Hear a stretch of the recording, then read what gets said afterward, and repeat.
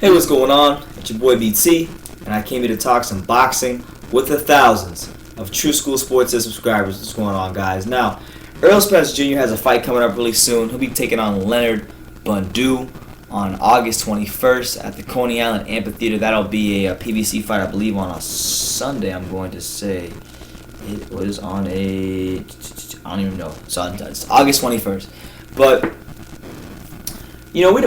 America, us over here in America and the majority of the boxing world, we don't really know much about Bundu other than the fact that he fought Keith Thurman. And what we learned in that fight and what we know from reading about him, and like I said, those 12 rounds against Thurman, is that the guy is very awkward. He varies his punches very, very well. And he's just tricky. He's one of those hard guys. You could look good against him if you're mentally disciplined and you can box well. But as far as like getting that highlight reel, knockout stoppage, that's very, very hard to do against a guy like this in Bundu. Regardless of his age, he's 42 years old. He's been in there well over 30 fights as a professional. Olympic experience, was an Olympian for Italy. So with that being said, the guy knows the guy knows a thing or two about boxing. And Keith Thurman fought him. He pretty much won most of the rounds, if not all the rounds, against him. But it came at a time where Keith Thurman was embracing the knockouts for life mantra a lot more. He was very focused on getting the knockouts, and that was really one of his first. He had beaten Diego Chavez, but that was one of his as well as Diego Chavez, one of his first step ups in class, and he wasn't able to stop him, and then he was getting criticized for not stopping him. And I think it was hard because Bundu was, like I said, does a really good job of varying his punches, changing rhythm. I think Thurman did the right thing by staying disciplined, like he should anyway, because he's better when he stays disciplined and starts boxing. But with Errol Spence fighting this guy, common opponent as Keith Thurman, this is a good measuring stick for where Errol is at, because I think it was last summer, Errol had a tweet after seeing the Khalees Colossal fight in regards to Keith Thurman, saying that he would murk that boy, as in he would destroy Keith Thurman. And as time has went on, and I've seen Errol fight in person. I covered his Algeria fight, and just always been very high on him. I think he would beat Keith Thurman pretty soundly. I made a video about that, titled Errol Spence would destroy Keith Thurman, and I gave my reasons why in that video.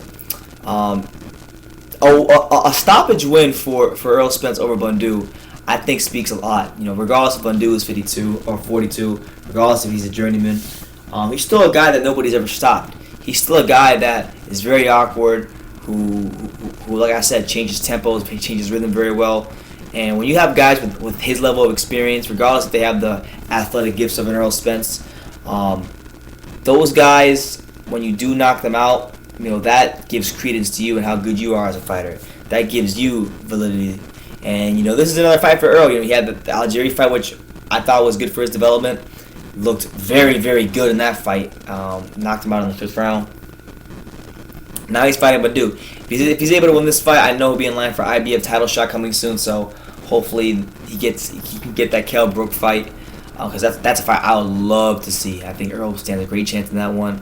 I think he stands a great chance against any welterweight, and I think a sensational win against Bundu, as long as there's no funny business, should put him in line for a big fight against a Thurman, against a Garcia, against one of those top guys.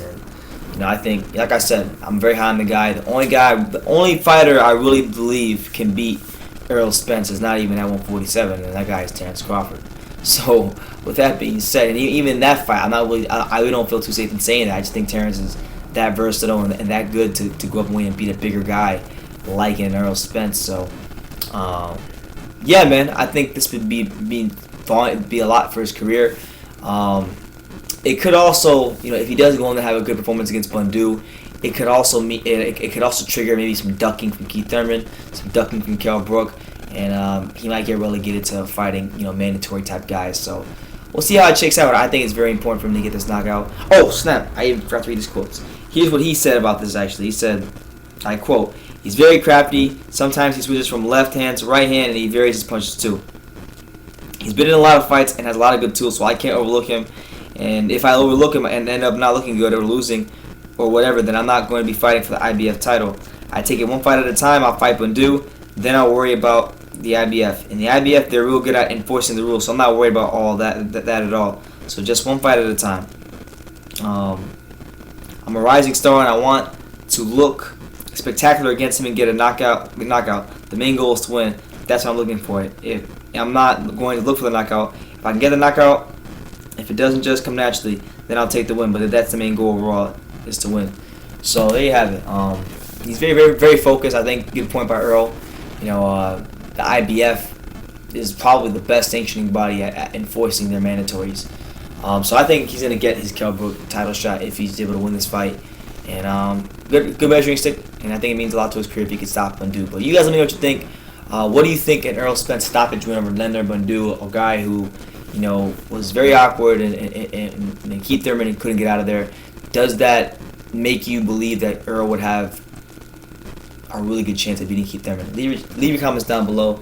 Take the time to subscribe, and you can love me or you can hate me, but I'm just a kid from Dania. So until next time, take care, guys.